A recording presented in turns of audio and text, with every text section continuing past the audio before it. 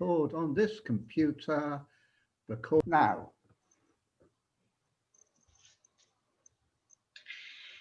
Hello everyone, I'm going to be in a socially distanced by some miles conversation with Alan Godfrey. I am a local historian, tour guide, adult education tutor, and one of the things that I do is write text to go with some of the Alan Godfrey edition maps. And I thought it would be a nice idea to talk to Alan and find out a little bit about the history of this great enterprise, because Alan, when you started, you really started a new thing, didn't you? Do you want to tell us about it? Yes, it was totally new. And I was in the early 80s. I moved to Dunstan in 1980. And at that time, I was running a small dealership in second-hand ordnance survey maps, which I'd started 2 or 3 years before in Shrewsbury. And really, I went in to see my bank manager one day, and I was summoned in. I think it was a regular occurrence. And he suggested, why didn't I reprint the maps? And of course I said, oh, there are plenty of reasons why not. But you go away and you start thinking about these things. And I did a trial one of Chopwell in photocopied form. And then I went along to Gateshead Library and borrowed a map, a 25-inch map of Gateshead East, 1894, 95. Got it photographed and wrote some notes for it. And September 1981, we had the first map. And that's how it all began. Wow, so nearly 50 years. Well, nearly 40 years. Nearly 40 years. 40 years. Yes, yes. Maybe I'm a better writer than I am a mathematician. Yes, nearly 40 years of map producing. Has anyone else done anything similar? There've been one or two. There was somebody in Scotland who published reprints of the 1-inch maps of Scotland, and David and Charles did reprints of the 1-inch map of England and Wales back in the early 1970s, I think. And there've been one or two local things, but nothing on this scale. I mean, I've done over 3,000 now, and we got coverage in every county of England and Wales, and most Scottish ones as well now, and it grows and grows. Incredible, amazing, really good, a really good story. And I can imagine out of all the years that you've been in business, this year has been particularly challenging. How have you managed to cope with our difficult year? Yes, it was quite scary at first. And I had a coffee with a close friend on the 20th of March, Friday. And that was, we knew there was going to be a lockdown on the Monday. We were fairly certain. It was already partial lockdown, but we knew that Boris would be speaking on the Monday. And so on that Friday, I did all those things. I got my car filled with petrol, and I probably got my hair cut, all these things, so I was ready. And I had coffee with a friend, and she asked how I would do, and I said, well, I'm quite frightened. It's quite frightening. And she said, well, why don't you perhaps retire now? And I said, oh, I don't want to do that. And anyway, I said, I quite like a challenge. And so we had discussions at work, and we thought of, I've got 2 colleagues, and we thought of one being furloughed. But then after about a week, we thought, well, it hasn't completely died, the business. And we kept it for 2 or 3 weeks on a care and maintenance basis, just opening about 3-4 afternoons a week, and the orders were trickling in. And our printer closed, so for 2 months we wouldn't be able to do any new maps. But business began to grow, and we got that government grant of £10,000. That came through amazingly quickly. It came through within 48 hours of applying for it. And I think people forget how brilliantly that was organised, certainly in County Durham. It was really brilliant. And that was a tremendous help and like a vote of confidence, I think. But within a month, business was quite good. And by the middle of May, we were booming. And so we were open all hours as usual. And by June, I was able to publish new maps. I was able to persuade my printer to go back part-time. giving them a large bunch of maps so they could open for 4 or 5 days and just print our maps. And there we are. And we actually had a very good summer, the best summer we've had for 6 or 7 years. So it was amazing. Incredible. Well, it's nice to hear of a success story for this year, I think. I think we all need a bit of good news to cheer us up. So that's good, Alan. So you're not giving up anytime soon? No, I am. You're keeping going. Yes, I mean, I'm hating the lockdown, and especially at the moment, the social life has disappeared virtually, and that's awful. But I'm doing a lot of writing. I've never done as much writing for the maps in my life. I'm writing an introduction for a map every week. And of course, now I can go on certain journeys. I can research around Teesside. I've been spending quite a bit of time around Leeds and Wakefield, which is fairly easy to get to. So the program of maps we're publishing is rather different from that which it would have been. But we are producing basically 4 new maps every fortnight, and it keeps me sane. I'll keep going as long as I can. Well, that's good. Would you like to just explain to people a little bit about the Odin survey and the fact that there are different series and different timescales for your maps? Yes, well, the Odin survey began really in, I think, 1799 as the recognized early date, and it began as a defense project to do inch-to-the-mile maps of southern England at a time, of course, when we were worried about Napoleon and his crew. And so for the first 30 odd years, they concentrate on what we now call the old series of 1 inch to the mile maps. And from about the 1820s, 1830s, they began to produce larger scale maps, 6 inches to the mile, especially in Ireland and Yorkshire and Lancashire.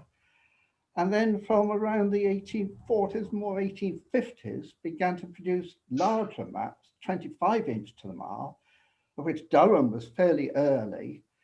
And those are the maps we basically concentrate on. These large scale 25 inch maps, really, which could be classed as plans rather than maps. And we produce them, we reduce them in scale so they're more manageable, and we package them with an introduction by you or me or one of our cohort of authors. And there are the maps themselves have been produced over a variety of years, haven't they? Yes. So, you've got things like the 2nd series and the 3rd series. That's right. And the ordnance the surveyors would come in and survey an area, and then 30 years later or so, they would come back and revise it, slightly dependent on the area. You get some moorland areas which are only revised every so often. The Isle of Man seems never to have been revised properly until recent times. And so it does vary. But in the northeast, in County Durham, for instance, there was an early series in the 1850s, and then another series in the 1890s, which is one we like to concentrate on, very good one. And then there were more around about 1913. And if you're lucky, there are some more in the 1930s, but that's quite patchy. So really the 1890s and then around about 1913. Yeah.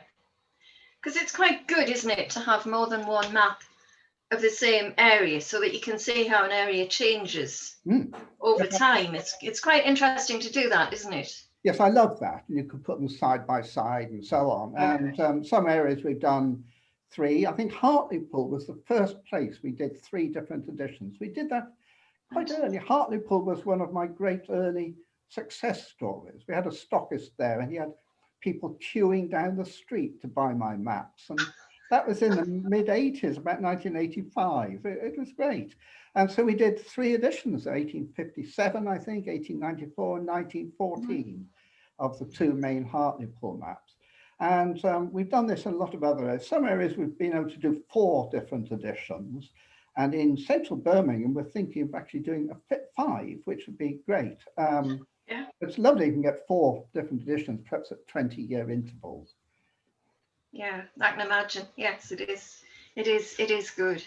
So when well, let's say you decide on a map that you're going to publish, and if you're going to write it yourself, you would, I presume, go and if you can, have a walk around the area Yes, to do a bit of research. yes. And then what do you like to find? What excites you when you walk around an area? Okay, well, I tend to do a little bit of research beforehand. So I've got a map and I mark a few things on. I put a circle around churches, for instance, I want to look at, perhaps a mill, a factory, something that's a bit unusual. So I've got a few focal points, and I think I can construct a walk which will take in most of those. And of course, at the moment I'm driving. I haven't been on train since March, but normally I used to go by train most often. And I would arrive at a place and set off to walk around what I call a perambulation, which is a Nicholas Pevsner term, I think. I think it's that. And I'd walk for anything between 3 and 6 miles round that map. And a mile is up, the map is 1.5 miles across and 1 mile up. So just to walk from one end of the map to the other and back again is 3 miles. Yeah. So it's good, keeps me fit, and it's wonderful. And I've just been down to Wakefield, and I walked around on a Sunday late afternoon. I arrived down there and I thought, I've got time for a short walk. This is Wakefield South, and it started really well. The walk, it had the railway station, which is quite an early one, Kirkgate Station. So I took a photo, and then there's a bridge with a chantry chapel on the bridge, one of only 4 chapels on the bridges in the country at Wakefield. And then I headed off down this road, and there wasn't much of interest, and it seemed to go on and on and on and on. And I walked, and eventually I found Wakefield Trinity's rugby league ground. So that was quite nice to see. It looked a bit ramshackle, but that was good. But then I had to walk back along the same road. So it felt like one of the less exciting perambulations, really. But there's great stuff to write about, and I found a few things the next day. Yeah. Yes. What sort of things really do you like to write about? I like writing about industry and transport, railways, canals. Those are always good. And I know a lot of our readers do buy them for that. They're important aspects. Collieries are really good. And the ideal is a mix of housing, industry, transport, and infrastructure, things like hospitals. And I've been writing about hospitals today in Wakefield, and they're quite interesting to write about if you can find good sources and workhouses, all those things, really. But you want a nice mix, and I think that's what the readers like. You absorb yourself in a map, don't you? Yes. Have you ever made, when you've been writing up a map, have you ever made a really serious error? Yes, I'm sure I've made dreadful errors. And we do occasionally get letters from people that say, you've made a bit of a hoo-ha here, you've got that and that. And we say, thank you very much. But, and I think, one of the great heroes of mine is Pevsner with the Buildings of England series. And they always say in the introduction, if readers find any errors or new things that need to do, please tell us. We make mistakes, and we rely on sources which might be wrong. I don't think I'd make too many catastrophic errors, and I hope not. Perhaps I mislead other people. Perhaps they look at what I've written and think, Mr. Godfrey says that, it must be fact. But I hope I'm fairly reliable. So you write text for a lot of your maps, particularly this year. You have done a lot, haven't you? Yeah. But you have other authors who write. How did you start choosing your authors? Who were the first authors that you had? Well, it's local history librarians. I mean, Frank Manders at Newcastle would have been right at the beginning. I think he wrote the notes for about the 3rd map. and Tom Corfe at Sunderland, of course, was a great expert on Sunderland then. Yeah. Yeah. But most were local history librarians for the first 10, 20 years, probably. Some archivists, but more local history librarians like yourself. And I would go to libraries. I didn't have the confidence to write many of the notes myself in those days. So I would go to the libraries, wherever it was, at Sandwell or Rotherham or Alloa, wherever, and speak to the local history librarian and say, would you like to write the notes? And sometimes they said no, but more often than not, they said, yes, we'd like to. And so that's how it really started in that way. And have you ever sacked an author?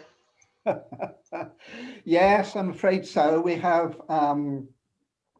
sacked is a horrid word, but like any publisher, you occasionally get something which you think, oh dear, we really cannot use this. And you try to work on it. And eventually you think it's hopeless. We had one author down in London, and she got very good credentials. And we got the notes from her for this area. I won't even say where it was. But there was just something about it. And she typed it all in uppercase letters, which is an extraordinary thing to do for someone who's working in a library. Extraordinary thing to do. But I got an odd feel about it. And by chance, I had a book of that area. And this is a publisher's sort of 6th or 7th sense, in a sense. I opened this book, looked through, and she had just copied paragraphs verbatim from this book. So that was and I told the library, I said, you cannot recommend this person again, because that would have been awful. No, it's a very tempting thing to do, but we all quote and we. Well, you have to, don't you? It's within reason, but yeah. This was whole paragraphs with no attribution. Oh dear. Oh.